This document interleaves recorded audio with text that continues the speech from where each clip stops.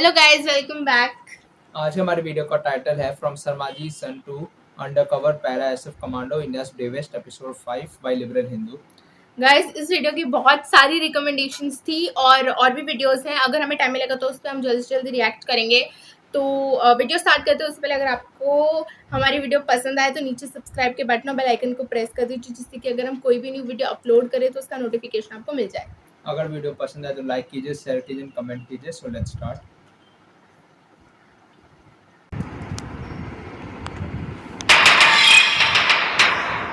शोपियां के पास घने जंगलों के किनारे बने एक वीरान से घर में आज की दोपहर कुछ दबी दबी सी चहल पहल हो रही है।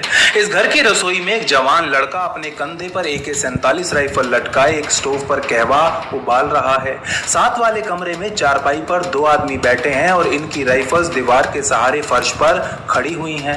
ये दोनों सिगरेट पीते पीते एक दूसरे से कुछ फुसफुसा रहे हैं कि तभी वो तीसरा लड़का ट्रे में 3 कप कहवा लिए कमरे में दाखिल होता है। चारपाई पर बैठे दोनों आदमी ट्रे से अपने अपने कप्स उठा लेते हैं और गर्मा गर्म कहवा के घूंट भरने लगते हैं। चारपाई पर बैठे ये दोनों आदमी कोई आम लोग नहीं, बल्कि साउथ कश्मीर में आतंक का पर्याय बन चुके हिजबुल के जाने माने आतंकी अबू तोरारा और अबू सब्जार हैं। तोरारा और सब्जार न जाने कितने भारतीय फौजियों की शहादत के लिए जिम्मेदार हैं और कई सालों से इंडियन आर्मी की मोस्ट वांटेड लिस्ट में सबसे ऊपर हैं। तीसरा लड़का जो इनके लिए कहवा लेकर आया है, इसका नाम है इफ्तिकार भट्ट। ये हिजबुल में नया भर्ती हुआ है। 6 फुट 2 इंच के इस लड़के का ज्यादातर मुंह दाढ़ी से ढका हुआ है। लंबे बाल कंधों पर गिर रहे हैं और चेहरे पर कोई भाव नहीं है। ये ना ही कुछ बोल रहा है और ना ही तोरारा और सब्जार की बातों में कोई खास दिलचस्पी दिखा रहा है। 2 हफ्ते पहले इफ्तिकार भट्ट जब तोरारा और सब्जार के पास आया था तो उन्होंने ये पूछना जरूरी नहीं समझा था कि भट्ट उन्हें कैसे जानता है, क्योंकि साउथ कश्मीर का बच्चा बच्चा इन दोनों को जानता था। इस इलाके से हिजबुल में भर्ती होने के लिए किसी को भी इन्हीं के पास आना पड़ता था। भट्ट ने इन दोनों को बताया था कि 3 साल पहले शोपियां के पास एक गांव में उसका बड़ा भाई एनकाउंटर में मारा गया था और तब से ही वो बदले की आग में झुलस रहा है। किसी भी कीमत पर भारतीय फौज से बदला लेना चाहता है। इफ्तिकार भट्ट फौज से बदला लेने की तैयारी करके तोरारा और सब्जार के पास आया था। वो इन दोनों की मदद से एक आर्मी चेक पॉइंट पर हमला करना चाहता था और उसके पास चेक पॉइंट और एग्जिट रूट्स के हाथ से बने नक्शे भी थे। भट्ट की इतनी अच्छी तैयारी, फौज के प्रति नफरत और बदले की आग देख तोरारा और सब्जार केवल 2 हफ्ते में ही उसकी मदद करने को तैयार हो गए थे। लेकिन अटैक से एक दिन पहले आज तोरारा को कुछ ठीक नहीं लग रहा था। उसके मन में भट्ट को लेकर कई सवाल उठ रहे थे। वो भट्ट के सामने बैठकर उसकी आंखों में आंख डाल के एक बार फिर पूछता है, तुम कौन हो? भट्ट पहले तोरारा को देखता है, फिर सब्जार की तरफ अपनी नजरें घुमाता है, अपना कप बड़े ध्यान से जमीन पर रखता है और खड़ा होकर अपनी राइफल को जमीन पर फेंकते हुए जोर से बोलता है, अगर तुम्हें मुझ पर जरा सा भी शक है तो तुम मुझे अभी यहीं के यहीं गोली मार दो। अगर तुम्हें मुझ पर यकीन नहीं है तो यह ऑपरेशन नहीं हो सकता, इसलिए यही अच्छा होगा कि तुम मुझे मार डालो। पहली बार भट्ट को इस तरह गुस्से में देख तोरारा खड़ा होकर नाक से नाक सटा भट्ट को घूरने लगता है और फिर अपना मुंह दूसरी तरफ घुमा सब्जार की तरफ देखता है, शायद ये पूछने के लिए कि इस लड़के के साथ क्या करना है। लेकिन जैसे ही तोरारा अपना मुंह सब्जार की तरफ घुमाता है, भट्ट अपनी सलवार से एक 9mm पिस्टल निकाल के बिजली की रफ्तार से एक के बाद एक 4 राउंड्स फायर कर डालता है।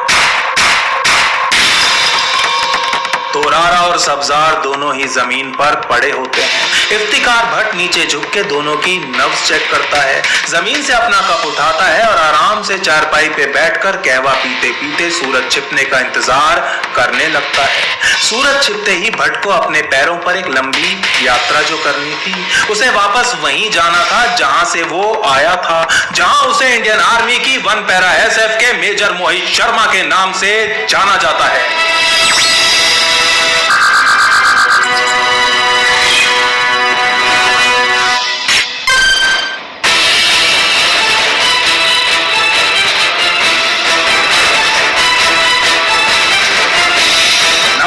जय मां भारती। मेजर मोहित शर्मा के इस हुलिये के कारण उनके साथी अक्सर मजाक में उन्हें चिढ़ाते हुए कहते थे, अबे साले अगर तूने अपना हुलिया नहीं बदला तो एक दिन तू खुद ही आर्मी के हाथों धरा जाएगा। मेजर मोहित शर्मा हर बार हंसते हुए बस एक ही जवाब देते थे, मर जाऊंगा लेकिन कभी पकड़ा नहीं। इस अंडरकवर ऑपरेशन के 2 महीने बाद मेजर मोहित शर्मा गाजियाबाद अपने घर वापस आते हैं। उनका बड़ा भाई मधुर शर्मा उन्हें लेने के लिए गाजियाबाद स्टेशन पर आता है। मोहित की ट्रेन स्टेशन पर आ जाती है और धीरे धीरे करके पूरी खाली भी हो जाती है, लेकिन मोहित कहीं दिखाई नहीं पड़ता। मधुर ट्रेन के अंदर चढ़ता है और एक एक करके सारी बोगियां छान मारता है, लेकिन मोहित का कहीं अता पता नहीं। मधुर शर्मा परेशान होकर पूरे प्लेटफॉर्म पर अपने भाई को ढूंढ ही रहा होता है कि तभी अचानक पीछे से आवाज आती है, ओए भाई पहचाना नहीं क्या? मधुर अपने छोटे भाई को लंबी दाढ़ी, लंबे लंबे बाल और कश्मीरी फैरान में देखकर अवाक रह जाता है। मेजर मोहित के पिता राजेंद्र शर्मा और माता सुशीला शर्मा दोनों ही मिडिल क्लास कामकाजी लोग थे और हर मिडिल क्लास माँ बाप की तरह वो भी यही चाहते थे कि उनके बेटे इंजीनियरिंग जैसी कोई डिग्री करके अच्छी सी नौकरी करें, घर बसाएं और उन्हें पोते पोतियों का सुख दें। लेकिन स्कूल के दिनों से ही मोहित का मन तो कहीं और लगा हुआ था। 1995 में दिल्ली पब्लिक स्कूल से अपनी पढ़ाई पूरी करने के बाद मेजर शर्मा ने महाराष्ट्र के श्री संत गजानन कॉलेज ऑफ इंजीनियरिंग में एडमिशन ले लिया था, लेकिन जाने से पहले उन्होंने एनडीए का एग्जाम भी दिया था। जब रिजल्ट आया तो वो महाराष्ट्र के शेगांव में इंजीनियरिंग पढ़ रहे थे। उनका सिलेक्शन हो चुका था, लेकिन उनके माता पिता ने उनसे ये बात छुपा कर रखी थी। लेकिन मिस्टर एंड मिसेज शर्मा शायद ये नहीं जानते थे कि उनके बेटे को फौज का कीड़ा बहुत बुरी तरह काट चुका है। वो खुद यूपीएससी फोन करके पता कर लेते हैं कि उनका सिलेक्शन हो गया है और एक दिन अचानक अपना सारा सामान लेकर एनडीए का मेडिकल देने के लिए महाराष्ट्र से गाजियाबाद अपने घर आ धमकते हैं। उनके माता पिता बेटे को मनाने की लाख कोशिशें करते हैं, लेकिन मेजर शर्मा अपना मन बना चुके थे। मेजर मोहित शर्मा का मेडिकल एक हफ्ते बाद दिल्ली में होने वाला था, लेकिन उनके सामने एक बहुत बड़ी प्रॉब्लम थी। उनका वजन कट ऑफ से 6 किलोग्राम कम था और इसकी पूर्ति करने के लिए उनके पास केवल 4 हफ्ते का ही समय था। मेजर शर्मा अपनी डाइट में कई लीटर दूध, हाई प्रोटीन खाना और दर्जन भर केले रोजाना लेना शुरू कर देते हैं और 4 हफ्ते में 8 किलो वजन भी बढ़ा लेते हैं। एनडीए में मेजर शर्मा एक ऑलराउंडर कैडेट की तरह उभरकर सामने आते हैं और उन्हें बॉक्सिंग, घुड़सवारी और तैराकी में ट्रॉफीज फॉर एक्सीलेंस भी मिलती हैं। 3 साल एनडीए में और 1 साल आईएमए देहरादून में गुजारने के बाद 1999 में मेजर मोहित शर्मा ग्रेजुएट कर जाते हैं। 11 दिसंबर 1999 को मेजर मोहित शर्मा को देश की सबसे पुरानी रेजिमेंट्स में से एक मद्रास रेजिमेंट की 5th बटालियन में 2nd लेफ्टिनेंट के तौर पर कमीशन कर दिया जाता है। एनडीए के दिनों से ही मेजर मोहित शर्मा के केवल 2 ही सपने थे, पहला पैरा एसएफ में जाना और दूसरा कश्मीर में सर्व करना। इनमें से एक सपना जल्द ही पूरा होने वाला था। साल 2000 के मध्य में मेजर मोहित शर्मा की यूनिट को पुंछ राजौरी सेक्टर में 35 राष्ट्रीय राइफल्स की काउंटर इंसर्जेंसी फोर्स के अंडर ऑपरेट करने के लिए भेज दिया जाता है। इस दौरान major Mohit Sharma para SF units के कई ऑफिसर्स के संपर्क में आते हैं और पैरा एसएफ में जाने के लिए उनकी गाइडेंस भी लेते हैं। देश के सबसे दुर्लभ सेक्टर्स में मेजर शर्मा फुट पेट्रोल से लेकर recon missions, high altitude cordon and search mission से लेकर फुल ब्लॉन टेरर हंट्स, सभी प्रकार के काम पूरी तन्मयता के साथ करते हैं। 13 दिसंबर 2001 के दिन मेजर मोहित शर्मा कश्मीर में ही ड्यूटी कर रहे थे जब एक दिल दहला देने वाली खबर उन्हें मिलती है। जेईएम और एलईटी के 5 आतंकियों ने देश की संसद पर हमला कर दिया था। दुनिया के सबसे बड़े प्रजातंत्र के राजनीतिक मंदिर में आतंकियों की गोलियों ने कहर बरसा दिया था और जब ये कहर रुका तो दिल्ली पुलिस, पार्लियामेंट सिक्योरिटी और एक माली समेत 9 लोग शहीद हो चुके थे। इस हमले के जवाब में इंडियन आर्मी ने एलओसी पर ऑपरेशन पराक्रम लॉन्च कर दिया था और मेजर मोहित शर्मा की यूनिट भी इस ऑपरेशन का हिस्सा बनी थी। इसी ऑपरेशन के दौरान मेजर शर्मा राजौरी सेक्टर में एक काउंटर इंसर्जेंसी ऑपरेशन सफलतापूर्वक लीड करते हैं और इसके लिए उन्हें आर्मी चीफ से chief of army staff commendation भी मिलता है।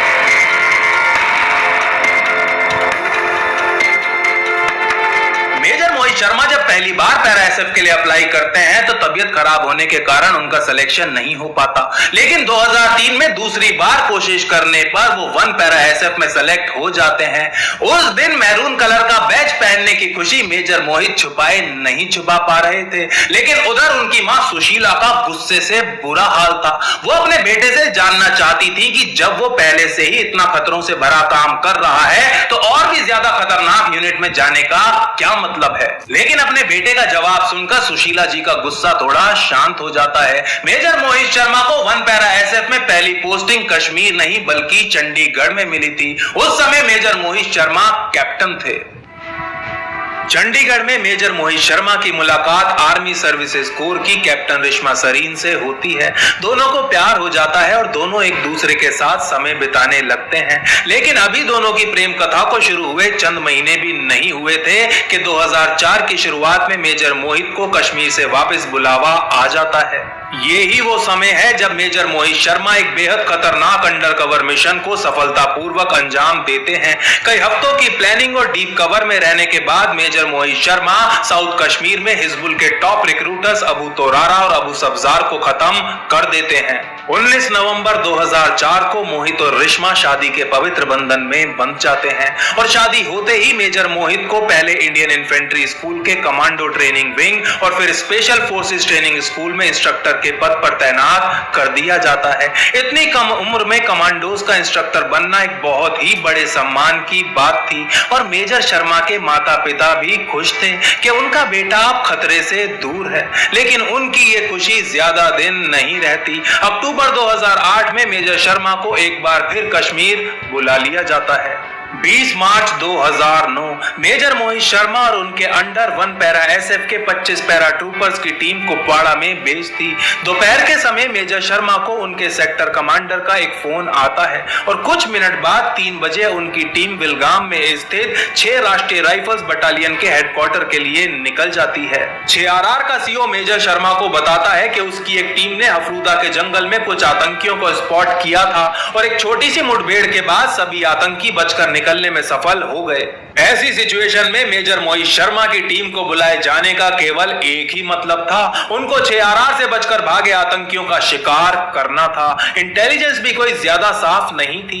कितने आतंकी हैं, एग्जैक्टली कहां पर हैं, कुछ नहीं पता था। बस इतना पता था कि 18 मार्च की सुबह वो LOC क्रॉस करके अंदर घुसे हैं और इस वक्त हफरूदा के विशालकाय जंगलों में छुपे हुए हैं। 21 मार्च 2009 समय रात के 2:30 बजे मेजर मोहित शर्मा और उनकी टीम विलगाम से हफरूदा में मौजूद 6RR के उस स्क्वाड की लोकेशन के लिए पैदल ही निकल पड़ते हैं। सुबह 4 बजे मेजर मोहित की टीम उस लोकेशन पर 6RR के स्क्वाड से मिलती है और स्क्वाड का अल्फा कंपनी कमांडर पूरी सिचुएशन पर मेजर मोहित को ब्रीफ करता है। ब्रीफिंग के बाद 6RR का एक ऑफिसर मेजर मोहित और उनकी टीम को जंगल के 700 मीटर अंदर उस पॉइंट पर लेकर जाता है जहां आतंकियों के साथ उनकी मुठभेड़ हुई थी।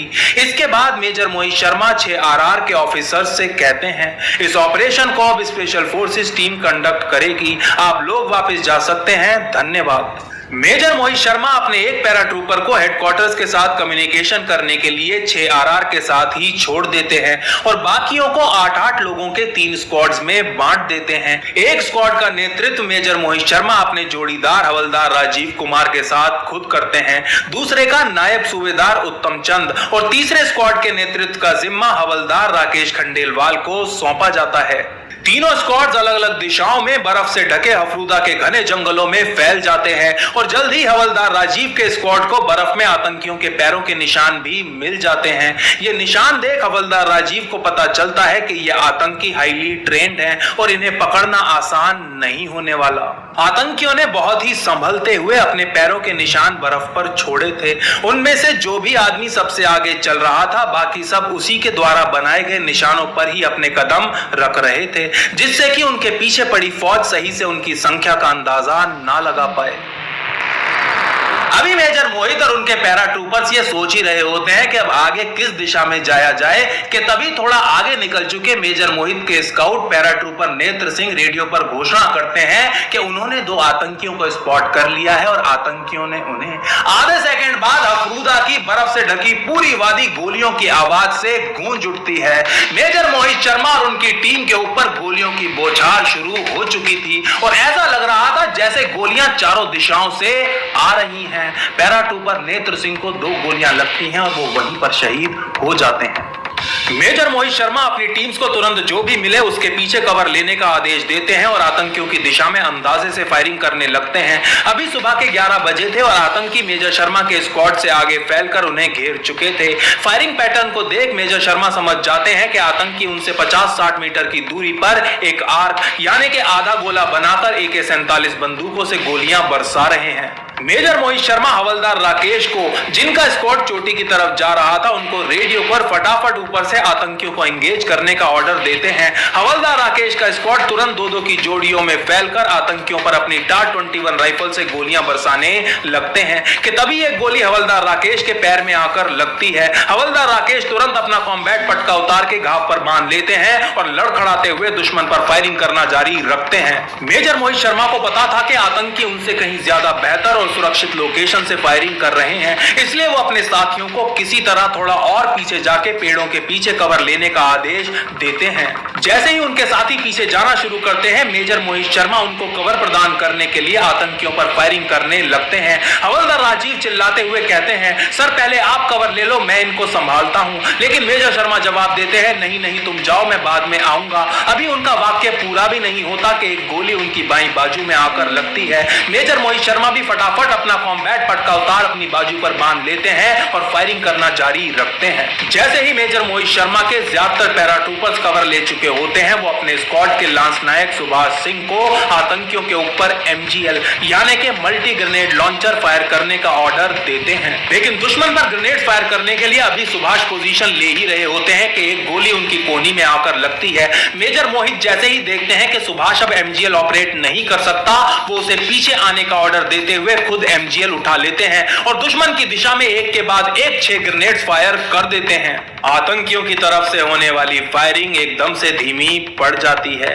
इस समय तो ये बात किसी को नहीं पता थी, लेकिन मेजर मोहित शर्मा ने MGL से 4 आतंकी मार गिराए थे। ग्रेनेड्स का धुआं छटने के बाद मेजर मोहित शर्मा पीछे अपने साथियों के साथ कवर लेने के लिए दौड़ पड़ते हैं और जब वो कवर लेने के बहुत करीब होते हैं, एक गोली उनकी छाती के बाईं तरफ आकर लगती है। हवलदार राजीव तुरंत अपने टीम लीडर की मदद करने को भागते हैं। मैं ठीक हूं राजीव, ये ज्यादा बड़े घाव नहीं है, तुम उन पर गोलियां चलाते रहो, एक भी आतंकी बचकर नहीं निकलना चाहिए। ये कहते हुए मेजर मोहित शर्मा हवलदार राजीव को वापस भेज देते हैं। इतने में नायक सूबेदार उत्तम चंद का स्क्वाड ऊंची जमीन पर पहुंच आतंकियों पर फायर करने लगता है। एक भी आतंकी को भागने नहीं देना, उन पर फिर से गोलियां चलाओ। पीले पड़ते मेजर मोहित शर्मा बुलंद आवाज में उत्तम चंद के स्क्वाड को ऑर्डर देते हैं और खुद अपने एक ही हाथ से फायरिंग करते रहते हैं। वो आखिरी दम तक यही बोलते रहे, मैं ठीक हूं, बाकियों को देखो। हवलदार राजीव आज भी उस दिन को याद करते हुए रो पड़ते हैं। उनके अनुसार उस दिन मेजर मोहित शर्मा के केवल 2 ही ऑब्जेक्टिव्स थे, एक भी आतंकी को बचकर ना निकलने देना और अपने साथियों की जान बचाना। देर शाम तक 1 पैरा SF के और भी कई स्क्वाड्स वहां पहुंच जाते हैं। हेलीकॉप्टर से मेजर मोहित शर्मा को श्रीनगर के 92 बेस हॉस्पिटल ले जाया जाता है, जहां अगली सुबह उन्हें शहीद घोषित कर दिया जाता है। हवलदार राजीव कहते हैं कि मोहित सर को अपने कंधों पर हेलीकॉप्टर तक ले जाना मेरी जिंदगी का सबसे भारी बोझ था। 5 दिनों तक चले इस ऑपरेशन में 12 आतंकी मारे जाते हैं, जबकि मेजर मोहित शर्मा समेत 4 पैराट्रूपर शहीद होते हैं। ऑपरेशन खत्म होने के बाद सीन की जांच में पता चलता है कि 12 आतंकियों में से एक हाईली ट्रेंड शार्प शूटर था, जिसके पास टेलीस्कोपिक राइफल थी। यही कारण था कि ऐसे ऑपरेशन में 1 पैरा SF जैसी देश की सबसे एलीट यूनिट के 4 फौजी शहीद हो गए हों।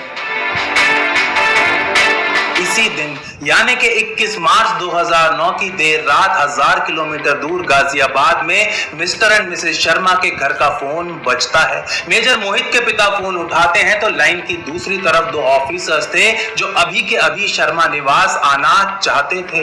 मेजर मोहित के पिता राजेंद्र शर्मा आज भी उस फोन कॉल को याद करते हुए कहते हैं, मैंने मोहित की मां को उठाया और उसे बताया कि मोहित के 2 साथी अभी घर आना चाहते हैं। तो ये सुनकर उसका दिल बैठ गया और तबीयत बिगड़ने लगी। जब दोनों ऑफिसर्स मेजर मोहित के घर आकर उनके माता पिता को यह सूचना देते हैं कि उनका बेटा शहीद हो गया है, तो सुशीला शर्मा बेहोश होकर नीचे गिर पड़ती है। ऐसा ही कुछ हाल पटियाला में मेजर मोहित की पत्नी रिश्मा शर्मा का भी होता है। जब उन्हें यह सूचना मिलती है तो वो भी बेहोश होकर नीचे गिर पड़ती हैं और एक रात के लिए उन्हें ICU में भर्ती कराना पड़ता है। हर साल 21 मार्च को मेजर मोहित शर्मा की 1 पैरा एसएफ यूनिट में आज भी उनकी याद में 2 मिनट का मौन रखा जाता है। आज 10 साल बाद भी पूरी पैरा एसएफ यूनिट में एक भी फौजी ऐसा नहीं है जिसने मेजर मोहित शर्मा के अफरूदा ऑपरेशन और इफ्तिकार भट्ट के उस अंडरकवर मिशन के बारे में ना सुना हो। मार्च 2004 में जिन दिनों मेजर मोहित शर्मा अबू तोरारा और अबू सब्जार वाले उस अंडरकवर ऑपरेशन की तैयारियां कर रहे थे, उन्हीं दिनों उनका एक साथी ऑफिसर उन्हें पीछे से आवाज मारते हुए कहता है, और भाई मोहित कैसा है? अपनी लंबी सी दाढ़ी को एक चेक वाले स्कार्फ से ढके मेजर मोहित शर्मा पीछे मुड़ते हैं और कहते हैं, मोहित नहीं, मुझे इफ्तिकार कहो।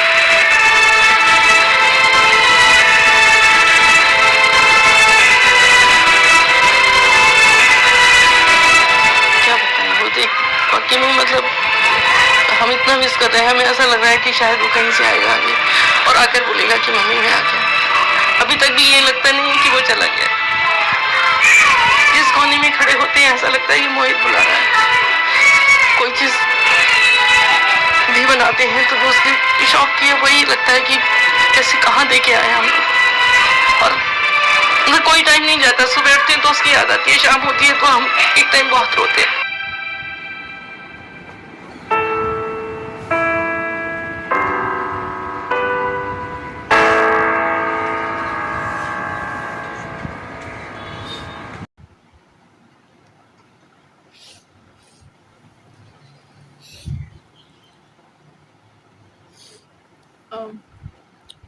गाइज यहाँ पे वीडियो ख़त्म हो गई और जिसने वीडियो हमें रिकमेंड की थी थैंक यू सो मच। और तो जिस किसी ने भी हमें वीडियो रिकमेंड की थी थैंक यू सो मच। और सबसे पहले तो मेजर मोहित शर्मा जी की स्टोरी थी। इसमें कहीं पे लिखा था कि ये शहीद होंगे। इसमें ऐसा था ना कि शर्मा जी सन टू पैरा एसएफ कमांडो को कुछ था। तो मुझे लगा हाँ उनकी अच्छे से जर्नी दिखाएंगे, वो इधर मतलब कैसे उनका कैसा वो था, मतलब कैसे वो ज्वाइन हुए and para SF of course मतलब इतना डिफिकल्ट होता होगा। तो मुझे लगा वो दिखाएंगे, मुझे बिल्कुल आइडिया नहीं था कि इसमें दिखाएंगे कुछ शहीद कैसे हुए हैं। और सबसे इमोशनल ये था कि मतलब हमें तो ऐसा लगता है कि हाँ चलो इंडिया पाकिस्तान वॉर हो रही है तो इंडिया जीत गया, या फिर अक्सर न्यूज़ में भी आता रहता है मोस्ट ऑफ द टाइम कि जम्मू कश्मीर में कभी कुलगाम में कभी इतने सारे डिस्ट्रिक्ट्स हैं वहाँ पे एनकाउंटर हो गया, टेररिस्ट एनकाउंटर जो भी है। तो हम ये मतलब हमारे लिए तो ये कि हाँ हमने उन आतंकवादियों को मार दिया या जो भी हुआ है, बट हम उनके लव्ड वंस का क्या, उनकी फैमिली का क्या, जैसे कि इसमें उनकी मदद दिखाई थी, उन लोगों का क्या, जैसे कि वो अभी कह रही थी कि उन्हें कभी भी लगता है कि वो आसपास है, तो उन लोगों का क्या, मतलब फैमिली पे बहुत बहुत ज़्यादा इम्पैक्ट पड़ता है इस चीज़ का। जो शहीद होते हैं वो अपनी कंट्री के लिए होते हैं, इसमें भी उनकी फैमिली के लिए वो शहीद नहीं हुए, वो कंट्री के लिए शहीद हुए थे। एंड प्योर रिस्पेक्ट होनी चाहिए फॉर ऑल द सोल्जर्स, चाहे वो किसी भी डिफेंस फोर्सेस में हो, whether it is army, navy, air force, जो भी हो। एंड थैंकफुली कि इन्होंने ये एपिसोड बनाया है, कौन सा चैनल, लिबरल हिंदू का था ना, उनका उनके लिए बहुत बहुत थैंक यू। क्योंकि मैं तो कहती हूँ कि ऐसे हीरोज पे आई थिंक मूवी बननी चाहिए, जैसे कि शेरशाह पे विक्रम बत्रा सब पे बनी है, शेरशाह बनी थी, मेजर उन्नी कृष्णन बनी थी, वो ताज होटल 2611 का, ऐसे इन पे मूवीज बननी चाहिए। जो मूवी डिस्क्राइब की मतलब लाइक जो स्टोरी डिस्क्राइब की गई है वो एक मूवी डिजर्व करती है, एटलीस्ट कम से कम एक अच्छी सी मूवी जिसमें उनको प्रॉपर ट्रिब्यूट दिया जा सके, रादर देन कि जो यूट्यूब पे वीडियो अवेलेबल होती है उससे देख करके पता चले लोगों को। एंड नेक्स्टली अबाउट ये एक टीचिंग देती है ये जो पूरा इंसिडेंट है कि किस तरीके से टेक्नोलॉजी हेल्प करती है हमारी काउंटर इंसर्जेंसी पे। जैसे हम लोग रेडिएशन भी नहीं, क्लियरली इंफ्रारेड कैमरास का जैसे आर्मी आज के दिन में इस्तेमाल करना इंक्रीज कर रही है, जिसके कारण ऐसे ऑपरेशंस को इजीली किया जा रहा है। आज का जो पैरा एसएफ का कुछ सुना है कि लाइक मोर ज़्यादा इक्विपमेंट्स का टेक्नोलॉजी को ब्लेंड करके इस्तेमाल किया जा रहा है ताकि लाइफ लॉस को कम किया जा सके और फर्दर इंटेलिजेंस गैदर की जा सके कि लाइक कितने आतंकी सामने है। लाइक मैं तो कहती हूँ ड्रोन से सीधा कर देना चाहिए, हमारे को शहीद भी नहीं होगा। कैसे था वीडियो बहुत इमोशनल थी और जिसने भी इसको करने के लिए बोला उनका थैंक यू सो मच। लेकिन ये वीडियो हमारी पहले की देखी हुई नहीं थी, फर्स्ट टाइम हमने अभी आपके साथ ही देखी है। हर माँ बाप मतलब ख़ास तौर पर माँ नहीं चाहती कि हमारा बच्चा आर्मी में जाए, क्योंकि इसी चीज़ का खतरा बना रहता है हर माँ को, क्योंकि माँ का दिल सॉफ्ट होता है बहुत, और इनका जज्बात था और इनको जाना था आर्मी में, मतलब इनके जुनून था एक इनको। स्टार्टिंग से जब पढ़ते थे तभी से कि मुझे जाना है आर्मी में। इन्होंने बहुत ही बहादुरी के ऑपरेशन भी सक्सेस किए और आतंकवादियों के बीच में रह के भी इतना मतलब सक्सेस वो किया कि उनको मार दिया और खुद सेफली आ गए वापस। बट एज कम होने के बावजूद भी इन्होंने 24 पहले इंस्ट्रक्टर बने थे ना कम एज में, उनके बाद उनको ऑपरेशन दिया था, पहले चंडीगढ़ में पोस्ट होकर बाद में ऑपरेशन के लिए। इतने कम उम्र होने के बावजूद भी इनका प्रमोशन भी हुआ और बहुत बहादुरी से इन्होंने बहुत ज़्यादा ऑपरेशन भी कामयाब किए। बट ये लास्ट में ये वाला जो ऑपरेशन था तो इसमें मतलब धोखे से लगा लो या कैसे भी लगा लो कि ये शहीद हुए और बहुत से जवान एंड ऑफिसर शहीद होते हैं उस पे बॉर्डर पे। बट ये आतंकवादियों का ये ड्रोन सिस्टम एक्चुअली अच्छा है कि कम से कम ये जैसे कि मैंने पहली वीडियो में भी होंगे। जैसे कि मैंने पहली वीडियो में भी बोला था कि दूसरी कंट्रीज के सोल्जर्स तो जब शहीद होते हैं जब कभी वॉर हो गई किसी कंट्री के साथ या कुछ ऐसा कुछ हो गया। हाँ। इंडिया में ऐसा होता है कि वॉर में तो होंगे ही होंगे, वॉर में तो होंगे ही होंगे, बट जो ये जो नॉर्मल ये जो इन्फिल्ट्रेशन होती है, टेररिस्ट इन्फिल्ट्रेशन या जम्मू कश्मीर में आप लगा लो जितने भी एनकाउंटर्स होते हैं और इन सब में बहुत ज़्यादा हमारे सोल्जर शहीद होते हैं। तो आई गेस बहुत ही इंस्पायरिंग स्टोरी थी। वैसे सोल्जर का एक्चुअली आप सभी से ही यही निवेदन है कि उनको मतलब एक स्पेशल प्रायोरिटी तो नहीं दी जाती उनको कहीं भी, हमें पता है वो तो, लेकिन फिर भी हमारे जो भारतवासी अपने सारे तो वो तो कम से कम उनकी इज्जत करें, अच्छे से दिल से रेस्पेक्ट करें उनकी हर जगह, चाहे वो किसी भी स्टेज पे हो। आई गेस ऐसा होना चाहिए कुछ कि अगर कोई सोल्जर शहीद हो जाते हैं तो उनकी फैमिली के लिए कुछ होना चाहिए। आई गेस कुछ फैमिली से आई थिंक गवर्नमेंट ने कुछ किया होगा या नहीं किया उसका हमें आइडिया नहीं है। चाहिए वो आदमी तो वापस नहीं आता है, बट उससे फिर भी जिसने हमें वीडियो रिकमेंड की थी आपका थैंक यू। एंड इस वीडियो के लिए इतना ही, आपसे अगली वीडियो में मिलते हैं, जब तक के लिए जय।